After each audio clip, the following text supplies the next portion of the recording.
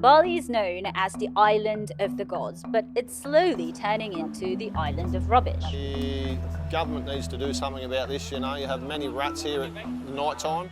Yeah, it's going to kill the tourism. Tourists aren't happy, and Indonesia's president says it's starting to affect the island's reputation. For many years, the Balinese government wanted people to stop dumping organic waste at landfills. But now that they are enforcing that rule, many people on the island don't know what to do with their rubbish. So what role does tourism play in this waste crisis? And can the Balinese government fix this mess? As always, I'm Mariko in Singapore, and this is Asia Pacific from the BBC World Service. Twice a week, we bring you Asia Pacific stories, unpacked by those who know them best. And today I have Adi Mardiati, a journalist based in Bali. I also have Gary Benshagib, an environmental campaigner with a group called Sungai Watch. Welcome both to Asia Pacific. Thanks for having me. Thank you so much for allowing us to have a discussion on plastic. So, Adi, this waste or rubbish problem, it's not new, is it? We've heard about it for many, many years, especially trash washing up on beaches and so on. But what's actually changed at this landfill site, Suwon? Can you just explain why this has become such a big problem now? Suwon has been operating for more than 40 years, and then the central government has actually issued a mandate for all these landfill, not only in Bali, but in Indonesia, to shut down. But then they gave like 5 years time for provincial governments to transition. So the mandate is effective starting in 2013, after that 5 years. But then, 2013 and now it's 2026 and it's still around.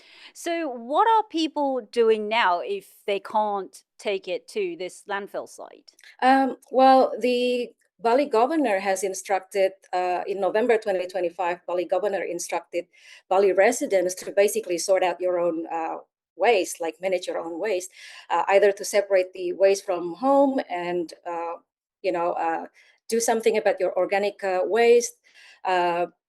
But that doesn't seem to work because I didn't think, everyone understands what sorting your waste means. Like, well, there are some people who understand what they have to do, but a lot of people just turn to rivers, just illegally dumping their rubbish. Gary, can you just tell us a bit about yourself? Because you're originally from France, but I understand you grew up in Bali. So if you can tell us about yourself, but also, whether you've personally noticed this rubbish waste problem getting worse.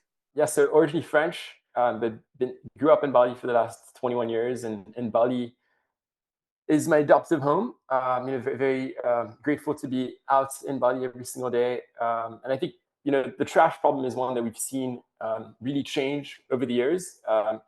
We've been doing our work now for 16 years, since the age of 14 years old with my brother and sister. And I think we've just seen year after year the increase of consumption throughout Bali, the beaches becoming plastic filled every rainy season. When you have onshore winds, coming east, Bali becomes the island of plastics. And this is something that repeats every single year. Our team will clean, roughly 2,000 to 3,000 kilos a single day. We'll, mobilize thousands of people just for the next day for more plastics to come. And so, at Sungai Watch, we've been focused on rivers. Sungai in Indonesian means river. 80% of plastics in the ocean come from rivers and streams.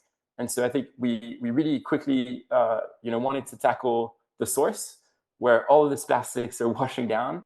And I feel this is the work that we've been doing nonstop now for 6 years with Sungai Watch, but only to realize that, Bali is a fraction of the problem. So much of the problem is here in Java, where I'm currently with my brother and sister. We're currently running from Bali to Jakarta, 1,200 kilometers, to bring this issue to the president. And even Indonesia's president, Prabowo Subianto, he even talked about it. He was talking about how when he spoke to, I think, South Korean ministers and generals who'd just been to Bali, this was the reaction or the feedback that the president got. I just came from Bali. Oh, Bali is so dirty now. Bali, not nice. So President Prabowo has gone on to say that if the local Balinese governments can't sort this out, he would order, in his words, school children, the military and police to go down to those polluted beaches and help to clean them up. Adi, what exactly has the Balinese government said or done about this? Because clearly there's quite a lot of pressure on them. I've got to be very honest, but I'm going to be a little bit embarrassed to say this, but this is kind of like a habitual actions for a lot of Indonesians, with when it comes to cleanliness. Not a lot of people are aware that, that plastics, for example, is dangerous, or littering, or dumping rubbish on the river is just, harming or polluting the environment. I mean, a lot of people are aware of that, but there are also people that don't care about that thing. So I think what the Bali government has done has been great, but it could be more stricter, as in probably imposing sanctions, not only just on paper, but they have to really enforce that. I was reading this analogy that it's like a doctor telling a patient to change their diet without actually telling them what's actually healthy or not, and providing them with a possible solution. Exactly. But I did see that they had banned plastic bags, and more recently they banned plastic bottles under 1 liter, and they're even talking about banning plastic sachets. So you were just talking about making sure to enforce it is the key. So are they not actually putting this ban on as strictly as maybe they should? Unfortunately, no. I mean, I think that single-use plastic ban, only several parties comply to that. Like, for example, if you go to convenience stores in Bali, they are no longer going to give you plastic bags. They're going to make you buy if you don't bring your own reusable bags. But if you go to traditional markets or fish markets or small food stalls, they will be happily giving you plastic bags. Yeah, I don't think that's just a unique problem to Bali or even Indonesia. I've been to other Southeast Asian countries where you say no to a plastic bag and they almost get kind of offended that you didn't accept it. But Gary, as you were saying earlier, you and your siblings are currently running across Java to map river pollution. So this obviously isn't a problem unique to Bali, it's across the country. Bali has a real problem, but Java is a whole other level. And I think, it's been really interesting to see which regions of Indonesia has it figured out. And so you have some real positive stories that are happening. For example, the region of Banyumas in central Java is seen as one of the stepping stones when it comes down to waste management. And so you have models that are working. Now it's just about how to implicate them. What makes Bali so difficult is its reliance on its cultural leadership. So every single village has an administrative leader and a cultural leader. And at that level, sometimes they're in war against each other. So it's very difficult to implicate, no top-down decisions. It is encouraging, though, to hear that some areas, local governments have actually got it right. And so your efforts, they are being kind of welcomed by some lawmakers, but maybe not by all. Is that right way to describe how it's going? Every single leader is more than open for us to operate within the region. But when it comes down to funding, it's a whole other discussion.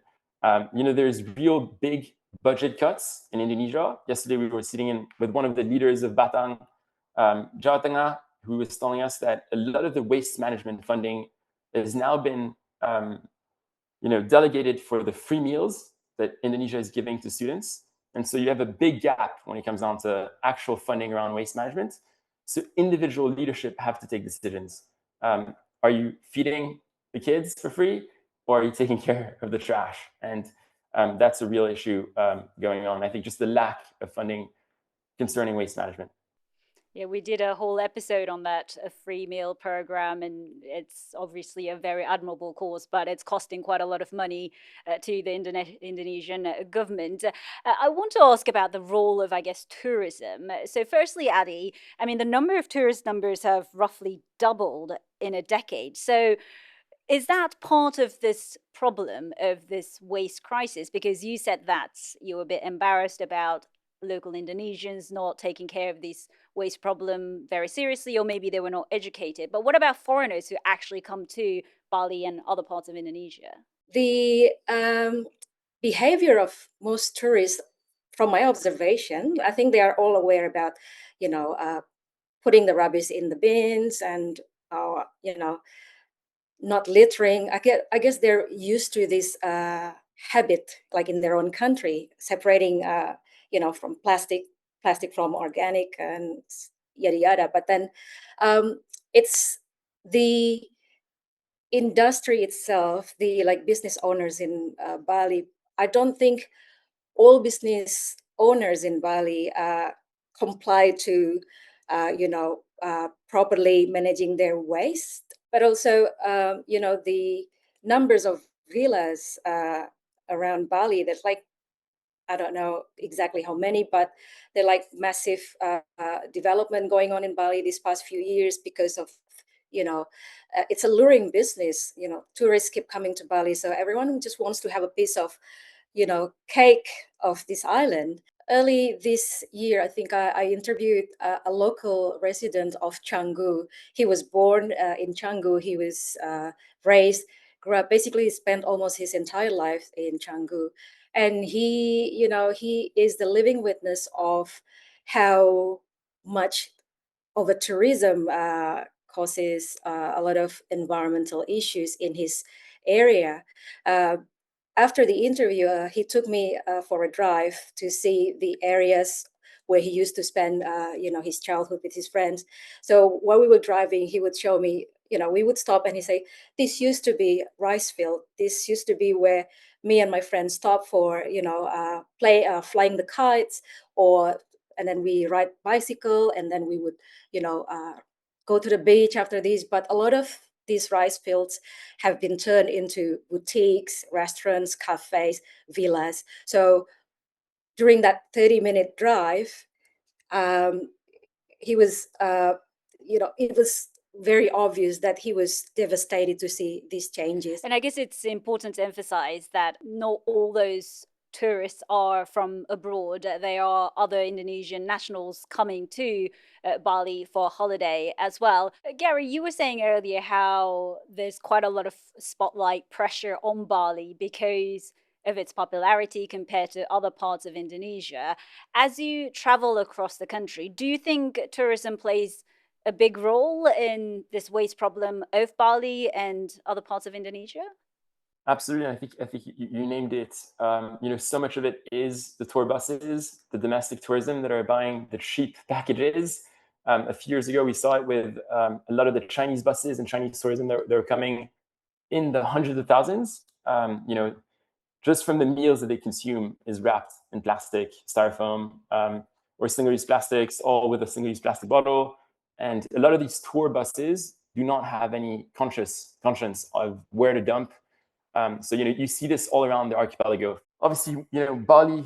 The true question that we see pop up is Bali done? Like now that rice fields are literally becoming concrete villas and mushroom development is happening everywhere on the island. On top of that, you have crazy traffic and waste dumps at every corner of every street. But I think the Bali that I do remember 21 years ago is one that I hold so cherished in my mind, and there's still so many little pockets of that magic on the island. So I think it's worth preserving for generations to come. What happened to, I think the Indonesian government had this plan of creating 10 new Balis, like alternative tourist destinations, I guess, in order to ease the pressure that's on the island. And I think they were talking about places like Mount Bromo in East Java, Lake Toba in Sumatra, also Komodo Islands, and so on. Do you think those plans are still going ahead, or is Bali so special that regardless of all these challenges, it's still going to be in the spotlight of many tourists? Yeah, that 10 new Bali is, I think, initiated by President Jokowi back in 2016. Now it's 2026, and I haven't been able to say that this new Bali has gained even, anywhere near the success that Bali has gained as a tourism destination. I think it's also due to the lack of infrastructures. Like, there are hardly any direct flights to these destinations for international visitors. So that's one problem. And also, I think a lot of investors are probably not keen on investing in these places. They are popular among Indonesians especially, but I think Bali for them is still the most, luring destination in terms of making money. I think so. In terms of family resorts, Bali has most of the infrastructure to accommodate family trips. But what I love to see with a lot of young travelers, a lot of more adventurous travelers that I see along our travels is that they do come to Bali as the main international port, but then they get out into Indonesia and see so much more of this incredible country. We have 17,000 islands, and there's so much to explore. And the idea of Jokowi back in 2015 was really to sort of show that there's not just Bali and there's just so much more to see. But the problem stands, we do not want to create the next Bali in the sense. By creating the next 10 locations, are we really just stepping backwards and destroying this incredible archipelago? So I think that's what we have to prevent. Again, for generations to come, Bali can be the center of solutions, and it can really be that island example to solve the waste crisis. I'm still very optimistic. I wouldn't be doing the work that we do if we wouldn't be jumping in rivers every day. So I think there's an end to this, but we really need to take it a whole lot seriously. I'm going to let you go back to jogging all the way to Jakarta, Gary, and I have an idea. Maybe you can suggest that while they are providing those free meals to the children, maybe they can insert a little education clip of how to recycle and how not to use single-use plastic. But thank you so much for sharing your insights, Gary and Addy. Thank you. Thank you so much. You've been watching Asia Pacific from the BBC World Service with me, Marika Ooi, in Singapore. If you have any questions or thoughts on what we covered in this episode or any other stories from the region, please leave us a comment below. You can also get in touch with us on email, asiapacific@bbc.co.uk, and click like and subscribe so you never miss an episode. See you next time.